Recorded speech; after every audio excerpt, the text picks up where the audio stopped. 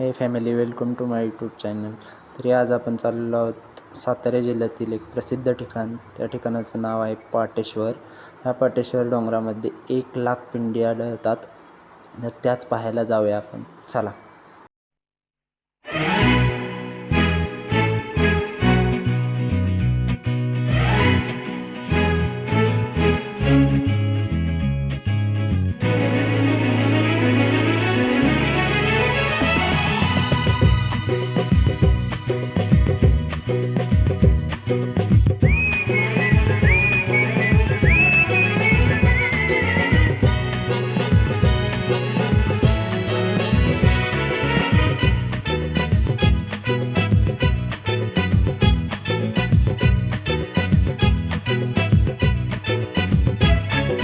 हिरवाने सरगहा भवतीने जीवन सफर करा मस्तीने मन सरगम छेडा रे जीवनाचे गीत गारे धुंद भारे.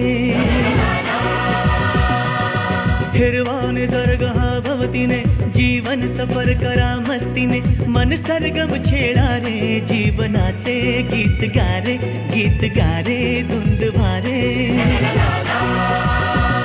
हो नवे पंख पसरा उंच उंच लहरा, नवे पंख पसरा उंच उंच लहरा, भिर भिर जा रे गीत गारे धुंद भारे. हो हिरवाने. तर आपण पाटेश्वरच्या मंदिरापाशी पोचलो आहोत. तर पहिल्यांदा आपल्याला हे तलाव लागतं. ह्या तलावामध्ये असं म्हटलं जातं की इथे एक शिवलिंग आहे पाण्याच्या खाली. खूप सुंदर दिसतं.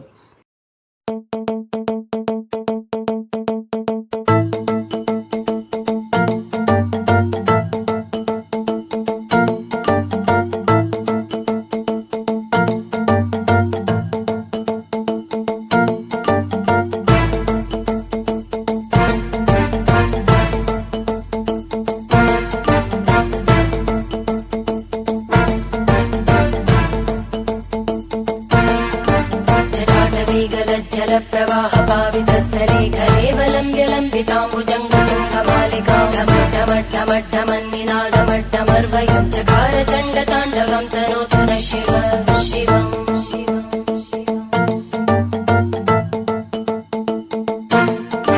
जटाकटाह सम्भ्रमभ्रमन्निलिम्पनिर्जरी विलोलवीचि वल्लरी विराजमानमूर्धनि धगद्धगद्धगज्ज्वलल्ललाटपट्टपावके किशोरचन्द्रशेखरे रति प्रदक्षिणम् मम.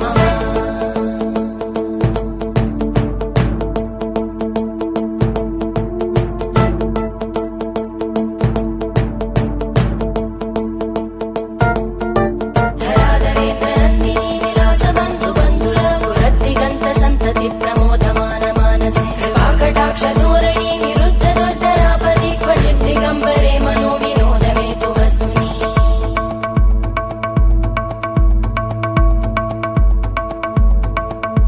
जटाभुजङ्गपिङ्गळस्फुरत्फणामणिप्रभा कदम्बकुङ्कुमद्रव प्रलिप्तदिग्वधूमुखे मदान्तसिन्धुरस्फुरत्पगुत्तरे यमेधुरे मनोविनोदमद्भुतं बिभर्तु भूतभर्तरि.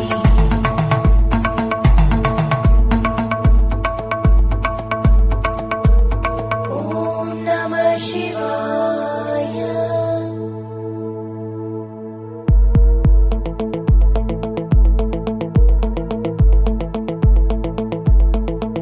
सदा शिवं भजाम्यहं, सदा शिवं भजाम्यहम्. ॐ नमः शिवाय.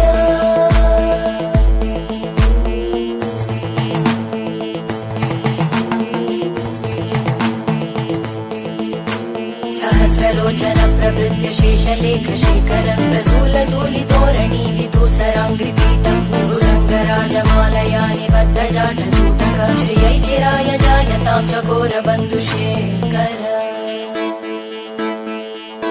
ललाटजल्परज्वलद्धनञ्जय स्फुलिङ्गभाविदीतपञ्चसायकं नमन्निलिम्पनायकं सुधामयूखलेखया विराजमानशेखरं महाकपालि सम्पदे शिरोजटालमस्तुता.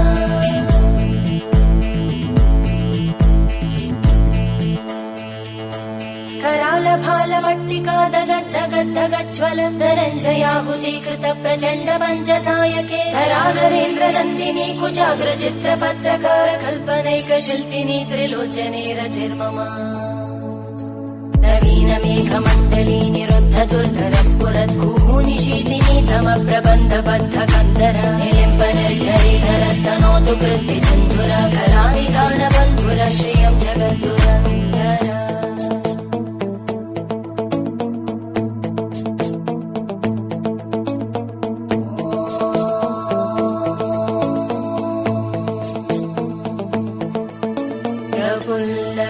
प्रफुल्लनीलपङ्कज प्रपञ्चकालिमप्रभावलम्बिकण्टकन्दली रुचिप्रबद्धकन्दरम् स्मरच्चिदं पुरच्चिदं भवच्चिदं मखच्चिदं गजच्चिदान्धकच्चिदं तमन्तकच्चिदं भजे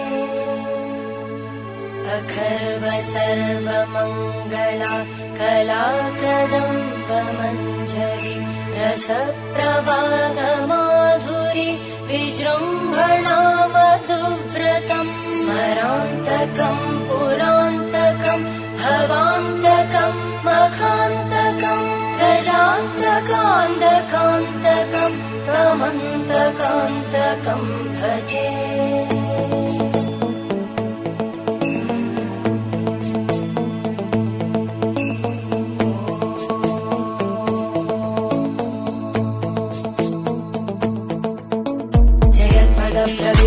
प्रभद्भुजङ्गमश्वस विनिर्गमक्रमस्फुरत्करालभालहव्यवादिमिद्दिमिद्दिमिद्वनन् मृदङ्गतुङ्गमङ्गल ध्वनिक्रम प्रवर्तित प्रचण्ड ताण्डव शिव